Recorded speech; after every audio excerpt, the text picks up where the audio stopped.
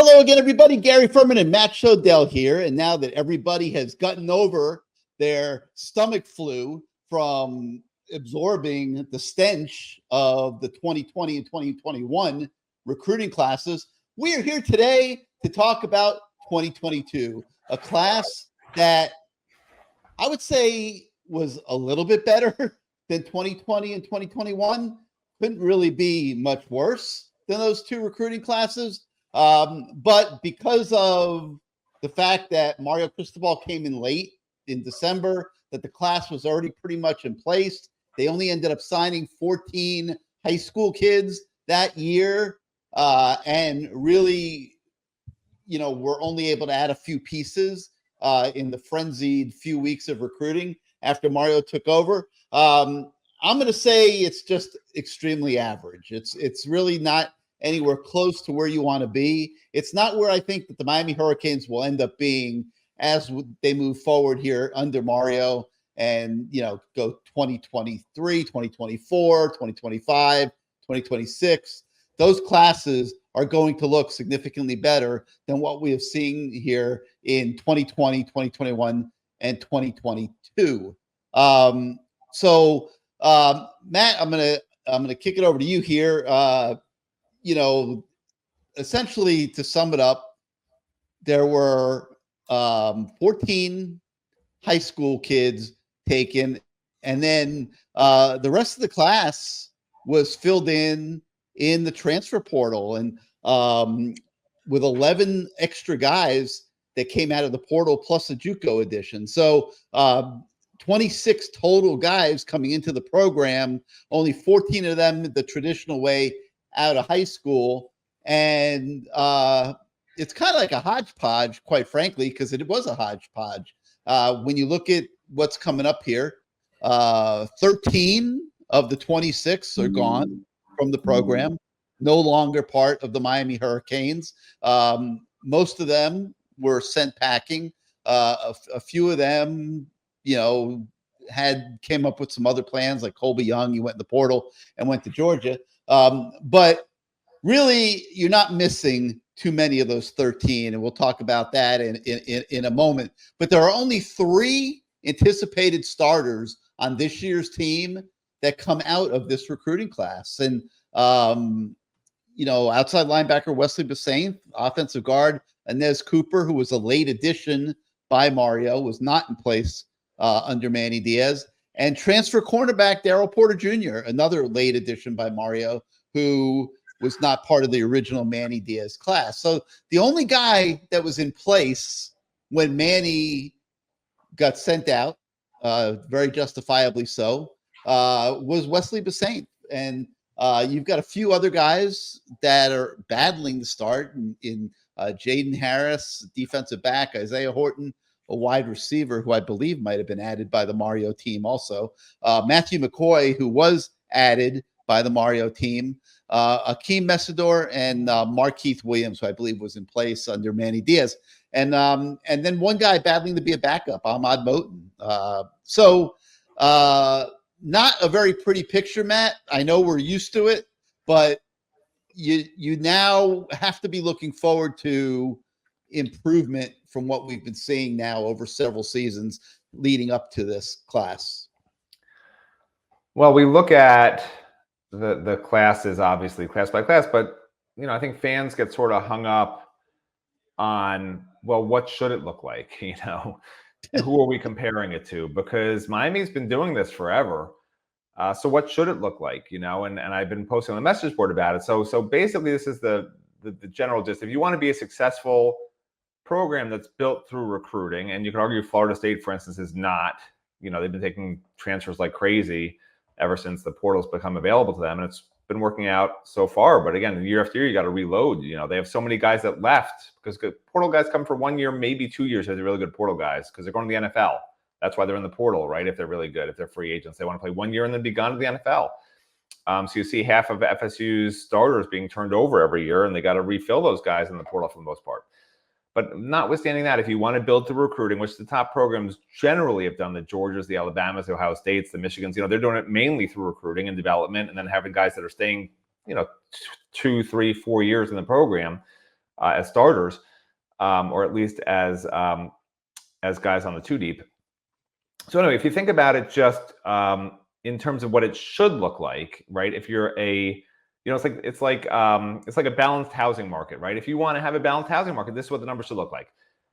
In general, you take 25 recruits in a class. That used to be the limit. It's not really anymore, but it used to be 25 in a class, and it makes sense to do that, right? Because if you're taking 25 every single cycle, and on average, if people stay for 4 years, which they used to, that's 100 players you're taking in 4 years. Now you only have 85 spots, but generally over a 4-year period, you're going to get 15 people that just don't pan out, that leave, that have career-ending injuries, whatever. That's just pretty normal. So in that circumstance, okay, and this is the math I did because you know how bad I am at math. So essentially, if you take 25 guys in a class, and if 10 of those 25 end up starting for 2 years, right, which doesn't sound too crazy, right, Gary? You take 25, 10 of them start for just 2 years. That doesn't sound impossible to do, right? It sounds pretty normal. Yeah. Then every 2-year cycle, you're having 40 starting seasons in those classes, right? You're having 10 guys playing 2 years each, okay? So, and over a 2-year span, that's 20 times 2 is 40. So that's a 40% hit rate, okay? And that should be the goal. And by hit rate, what I mean is you start and you're productive. Now, hit rate can be different, right? Alabama, we looked at Alabama's 2020 class on the message boards. They had a 46% hit rate in terms of guys who started and were productive. But more importantly, they had a 25% hit rate in that class of guys who already have been drafted. 6 of their 24 signees in the 2020 class were already drafted by the NFL. Okay, that's a higher draft person. That's a 25% of that class is in the NFL. That's a higher percentage that Miami had of just guys that were hit rate in the class of 2020, and by a wide margin. But so anyway, 40% hit rate should be the goal, is about right. And if you're above that, fantastic. And if you're a little below that, not the end of the world. But if you're below 20%, below 30%, you're going to be struggling, and you're going to have openings in classes. You're going to need to take a lot of transfers. You're going to need to keep taking transfers, keep filling those holes if it's multiple years under 20 or 30%, which is where Miami's fitting in right now. That's the problem. So anyways, as we look at this particular class that we're talking about today, 2022, right? You can talk about the transfers, and if you want to talk about hits, right? Guys that were productive, that started in some games. You got a lot of them were transfers. Mitchell Agood, Darrell Jackson, Henry Parrish, Colby Young came from junior college. Akeem Messidor came from West Virginia. Darrell Porter from West Virginia, right? The only 2 guys right now from that entire class who I would call, would be hits are Wesley Saints, who, by the way, has not been a difference maker and could lose his job to Jalen Alderman this year and lost his job at the beginning of last year before winning it back from KJ Cloyd. And the other one is Inez Cooper, who I think is outstanding and has an NFL future. But that's 2 guys out of 14. That's 14% hit rate right now. 14%, and you want to hit 40% about what you should hit to be a pretty good level team. Now, are other guys there that could increase it? Yes, but there's only 5 of them, and that's Jaden Harris, Isaiah Horton, Matthew McCoy, Markeith Williams, and Ahmad Moten. So you need really 4 out of those 5 guys to become hits to hit your 40%. Okay, but let me stop you for just one second. Okay, Yeah. You're talking about 40%, and I know where you're getting that 40%. You went and you looked at Alabama. No. I just explained the 40% is from if you have 10 people out of 25 in each class that pan out and start for 2 years and are somewhat productive, that's 40%. That's a 40% hit rate. Yeah, I don't think that's good enough. I really don't. I don't see how 40% hit on a recruiting class is good enough. And I'm gonna say that before I even look to see what Mario and the team are doing in 2023 and 2024. But I don't think that's good enough. I mean, it's good enough at it was good enough at Alabama, which was the point I was going to make, where they had a 45% hit rate in 2020, which was the class that Matt broke down.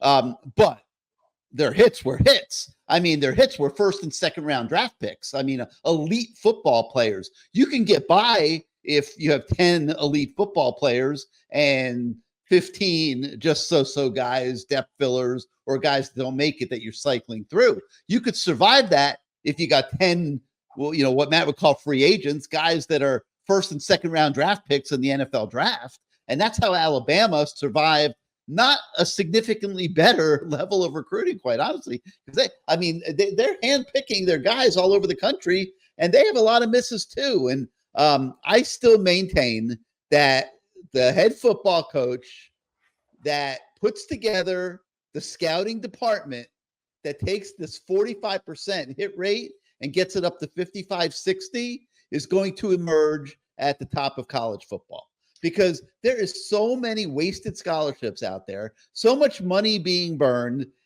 in recruiting average players. Now with NIL, enormous amounts of money being thrown away on NIL deals for players that you really don't even have to pay. You're just paying them because everybody's got to get paid. And I think that the schools that can evaluate the talent the best, and to do that, I think you need a dedicated team of talent evaluators who are experienced, who know what they're looking for, who have the right criteria, and have the time to vet each individual guy to the degree that they need to be vetted. That's the school that's going to win in today's modern day football, in my opinion. I mean, your Ohio State, your Georgia's right now, they're getting a lot of elite players, and it's probably covering up the mistakes they're making. But I think that there's going to be a premium on reducing mistakes. I just do. Maybe I'll be right. Maybe I'll be wrong. I would love to see Mario Cristobal go down that route and figure out a way to get a team of experienced scouts. And I would go grab guys from the National Football League. You've got the money to pay them. And I would just create a scouting department that's second to none in college football. And I would try to increase my number of hits by vetting players a little bit better than they have been. Well, you can't, and mathematically, you can't do that, because if you have a 60% hit rate in every single class, there's not enough you have to have 50 starters on the field. So what you want, this is why the 40% hit rate is really good. You really want between that 35 to 45 number in each class, because you want a balanced roster, okay? And you make a very good point. They have to be good players. I mean, but at the end of the day, you need a balanced roster. You need freshmen, you need sophomores, you need juniors and seniors, and you need them all to have talent, so that the guys who are leaving have guys behind them that are coming in ready to start and be the next hit rate guy. But 40% is the right number that you want to have. And that's why I'm saying 40 and not 60, 70, 80.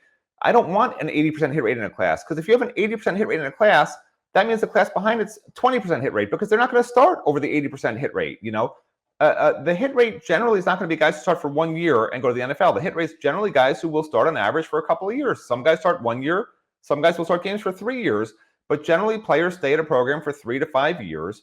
And if they're good enough, they will be starting for a couple of years at some point. But again, you have to have those guys throughout every single class. Freshmen, redshirt freshmen, sophomores, redshirt sophomores, juniors, redshirt juniors, seniors, redshirt seniors. And if you're hitting 60, 70, 80% in one of those particular classes, there's a major miss in another class, and now you got a hole, and you got to bring in transfers at some point. And the whole point is you want to just have a few transfers, a few free agents you need to bring in every year, and that's it. Because when you start bringing in 10 to 15 transfers like Miami is, you're not developing those hit rate recruits behind that, because A, you're filling up your roster with transfers, and B, you're not giving the young players enough experience to be ready to fill in when those older guys are gone, because those older guys are eating up all the reps. All right. You have your calculator with you there? Yeah, it's right here. All right. So let's say a typical recruiting class, 25 players. That's the goal. Take 25 every year from the high school ranks. They're going to try to do it this year. Okay. If you have a 60% hit rate on those 25, you're going to have 15 players that are going to be hits, and you're going to have 10 that are going to not be, that are going to end up in the portal, be sent packing. Correct. Whatever. So let me cut you off right here before you get hung up in the weeds. Okay. All right. What's 15 times 5? 15 times 5. Come on. You said it's up here. 15 times 5. Yeah, but you're not understanding. They don't only start for 1 year. This is where you're getting hung up. They generally start an average of 2. I'm talking about guys that are worthy of being on the team. Okay, they can compete to start and playing time. And okay. Then you're guys worthy of being on the roster. If you want to change the definition of hit rate, to just a guy who plays, that's different than what I'm saying. What I'm saying is hit rate is a guy who starts for a year, at least a year, and is productive. That's what we're there for 4 or 5 years. So while they're getting ready to be that starter for a year or two, they're contributing. But listen, we're not going to get this to an exact science formula. But if you go 15 times 5, that's 75, right? Yeah. Right. Okay. So you have an 85 roster limit. So what does 15 times 5 have to do with that? Well, the point I'm making is if you are constantly hitting on 15 guys a year, you're under comfortably the 85 limit. And of course, we're talking transfers too. I mean, there's going to be transfers in the equation also. But okay, you're talking about roster spots. I'm talking about starters. There's only 20. You do know there's only 22 starters at a time. But over 5 years, right, there's theoretically 110 Correct. starters. So if they each start for 2 years on average, which is what I'm projecting, right? That's 44 out of your 85 roster spots. If you're hitting 60, 70% in a class, there's another class has to be at 20 or 30%. That's just math. No, we're on different wavelengths, and I'm not crunching this, and there's no exact formula. But the point I'm making is that if you could take that 45% hit rate and get it up to that 60%, you're going to have a pretty damn good football team.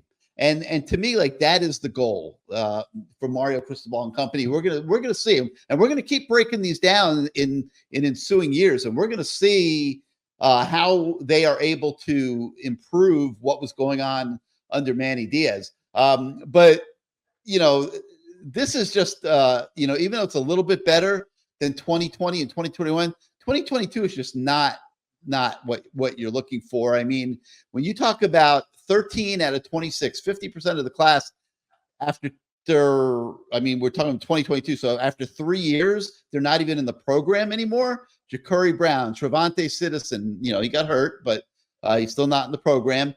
John Dennis, Chris Graves, Darrell Jackson, Nigel E. Kelly, Frank Ladson, Cyrus Moss, Henry Parrish, Kamari Rogers, Logan Sagapolo, Jaleel Skinner, Colby Young.